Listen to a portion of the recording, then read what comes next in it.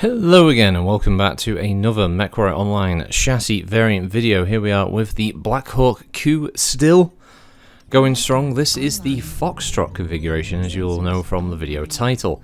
So the Foxtrot model is I believe it's a Dark Ages build, but I wanted to use this one because it uses some equipment that is very rarely seen on pretty much any of the mechs in MWO by default, and that is heavy PPCs and light PPCs. So this was a model that mounts a single heavy with dual light, giving it relatively good range, decent rate of fire, and obviously no ammo configuration issues to worry about. Not like the Black Hawk Coup, for the most part, has ammo issues, but this one at least means that it can stay within the brawl and not have to worry about it having to retreat on the field, for instance, to go get more ammunition, and thus means it can stay in the fight as long as needed. So I quite like this build. In universe, not quite sure what the philosophy was, as is the problem with all the configurations of Omnimechs, that they just exist. Because what can we build of it? Oh, you can build this. Okay, yeah, do that. This is an exact, pretty much almost an exact weight, given a sort of setup of 60 ton. With the weapon systems, you'll have 1 ton free because that's supposed to be where a C3 system goes. But MWO, every single battle mech and Omnimech is equipped with C3 regardless. So, and it doesn't factor into the weight because of the way the gameplay works. So you can use that extra 1 ton for a heatsink or a Beagle probe or whatever you want it for, really. You can find that 1 ton use. It's going to be a heatsink though, for the most part, just because the heavy PPC is where you're going to hit problems with your heat management on this build.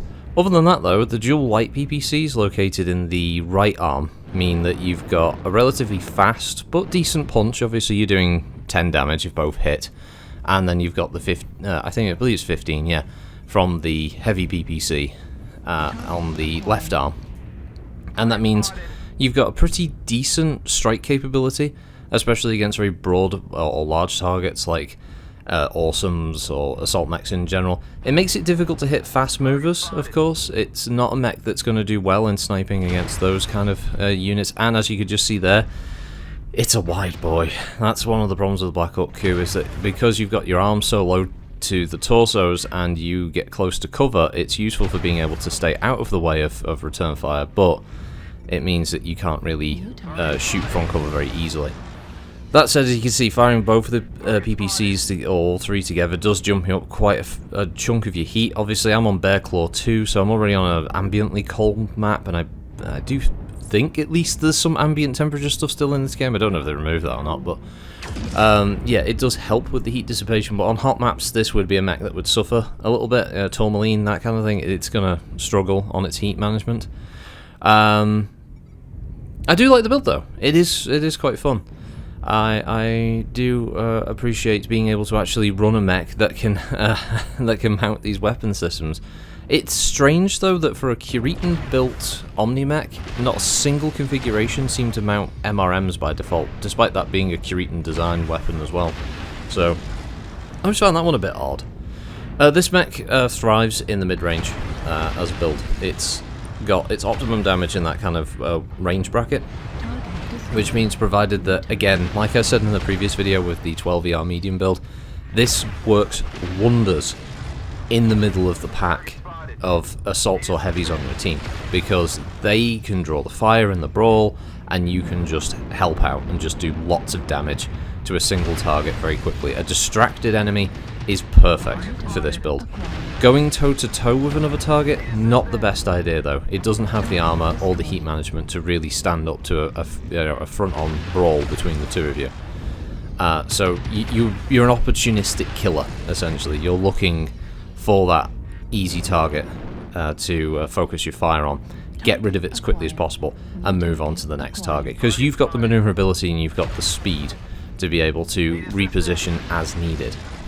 But other than that, the mech is, yeah, pretty solid overall. As the only really big drawback is that it's got a lack of armor protection and it struggles with the low slung arms.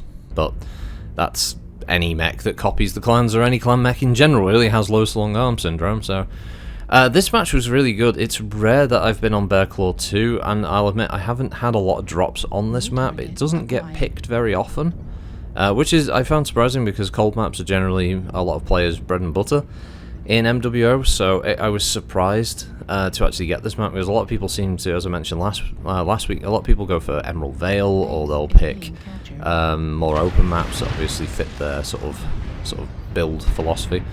But Bear Claw, I don't see that often. Maybe it's just me. Maybe I just get unlucky on the times that I record. The players in that kind of time zone don't prefer that kind of sort of area for play. I don't know. But yeah, it's not a bad map. I like the idea of this massive carved out sort of production facility slash dropship sort of maintenance bay, you know, hangar area.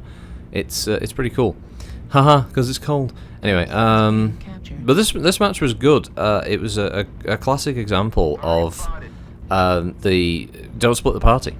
So as you can see, the team that I'm with actually did split, and what ended up happening was the group who split and stayed near our base, they held up the ones who were going for the base cap at the start, while their slower mechs separated much too quickly, and that ended up in a scenario where all of my heavy mechs and assaults could kill their heavies and assaults, and all of the other members of my team actually somehow managed to hold off.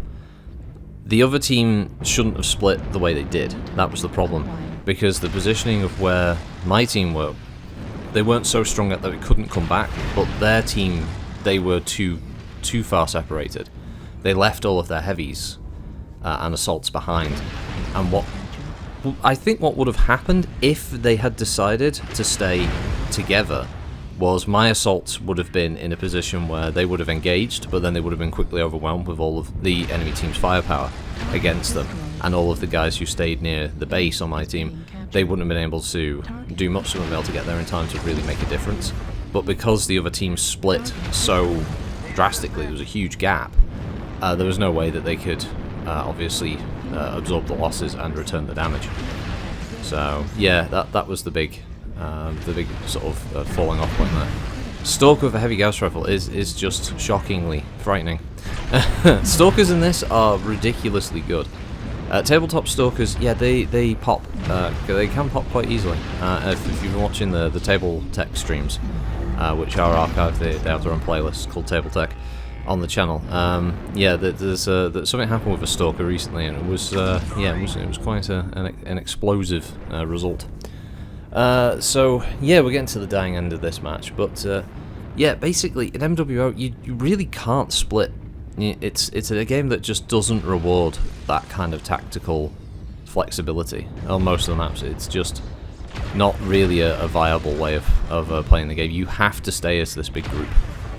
Oh yeah, I completely forgot that I'm in Innisphere Omni, which means if my side torso pops, I die instantly. I was under the impression, I was like, oh yeah, it's alright, I can lose a side torso because I'm in an Omni mech, so I'll just lose one arm.